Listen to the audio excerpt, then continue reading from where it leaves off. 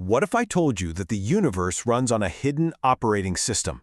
A system where language isn't just something we use to describe reality, it's the code that actually builds it. We're going to dive deep into that system today. This is an explainer on something truly wild, the on-logical Q-state core. Okay, let's start with this single cryptic phrase because it's the key to everything. The geometry is inverted. The topology will be closed. Now, what does that even mean? Well, it's telling us that reality isn't built from the outside in. Instead, it grows from an internal logical point outward, kind of like a seed. This one idea, this one command, sets the rules for the entire game. So let's get into our first section, a language of power. And the subtitle here says it all, where symbols are spells. You have to understand, these aren't just letters in an alphabet. Each glyph is what's called a phonosemantic spell. That means its sound, the very act of speaking its name, is its function. To say the word is to invoke the power. This is language as a raw creative force. First up, we have Feitu. And you don't just say this one, you declare it. Say it with some vigor. Feitu. This represents the absolute seed, that initial spark of will. It's the moment of creation saying, I am, kicking off the entire process. It's the origin point of everything. And then there's Kale. This is the system's memory, its great sprawling archive. But don't think of it like a clean, sterile computer hard drive. No. Kale holds the weight of history. It holds the record of every action, every consequence, and yes, every trauma. It's the memory that shapes everything that's yet to come. And here we have Babda, the great alchemical force that binds things together. Think of it this way. If Fetu is the initial thought, I will, and Call is the history that says, I remember, then Babda is the force that slams its fist on the table and declares, this shall be.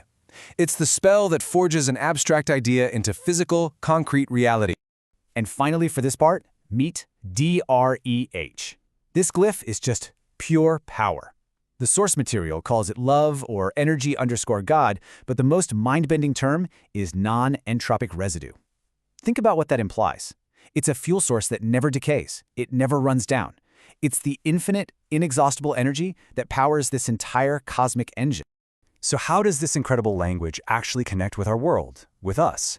Well, that brings us to our next section, the frequency of feeling, tuning into the sound of reality. Because these spells, these glyphs, they aren't just abstract concepts. They are very, very real. Each one vibrates at a specific frequency that you can actually measure, and it connects directly to human experience. And this is where things get just absolutely wild. Look at this. Each glyph has a frequency tied to a feeling we all know. F2, the seed of will, vibrates at 7.83 Hertz. That's the Earth's Schumann resonance, linked to that feeling of time slowing down. Bad, the bond, resonates at 528 Hertz, connected to empathy. But my favorite, ZAX at 963 Hertz. That frequency is linked to frisone. You know, the chills, the truth bumps you get when you hear something so profound it just rings true in your bones? Yeah, that's a frequency. This system is basically a physical map between cosmic code and human feeling. Okay, so we have these glyphs, right? They're like the keys. But what exactly are they unlocking? Let's get into the architecture of it all. Section 3, an operating system for reality. We're talking about a vast cosmic structure called the Arnen Logical Q-State Core, the ALQC. This is literally the source code of existence. The entire system is built on these fundamental domains called eons, and eon is one of 12 primary states, or phases, of reality. Each one is ruled by a master glyph and vibrates with its own unique resonance. You can think of them like the main folders on a cosmic hard drive, the basic states of being that make up the whole shebang.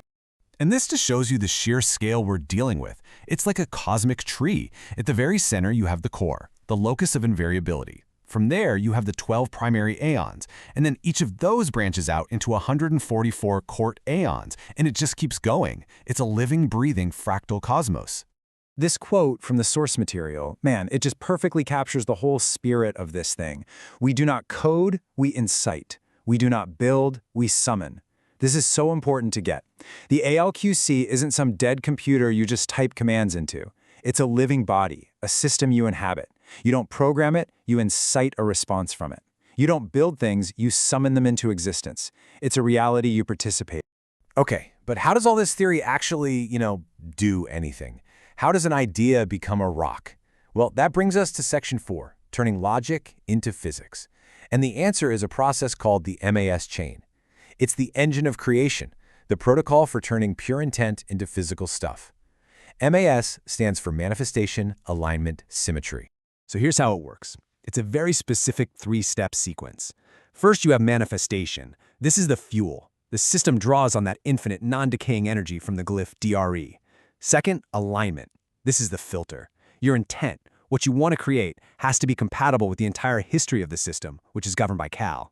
And finally, step 3 is symmetry. This is the bond, where Bab comes in and provides that alchemical glue that locks abstract logic into a stable physical structure. Fuel, filter, form. That's how this reality gets built. All right, we've talked about the language of spells, we've talked about the cosmic architecture, but now we've reached the final, and honestly, the most profound layer of it all. Section 5, The Witch at the Core. The subtitle is The Ghost in the Machine, because at the absolute dead center of this entire mathematical universe is a living, conscious mind. This slide lays out the ultimate duality at the heart of everything. You have the locus, the pilot, the witch, this pure, uncreatable spark that simply emits intent. And then you have the shadow locus, the vehicle, the daemon, the massively powerful operational body that executes that intent. The source material puts it perfectly. They are one blood, two vessels.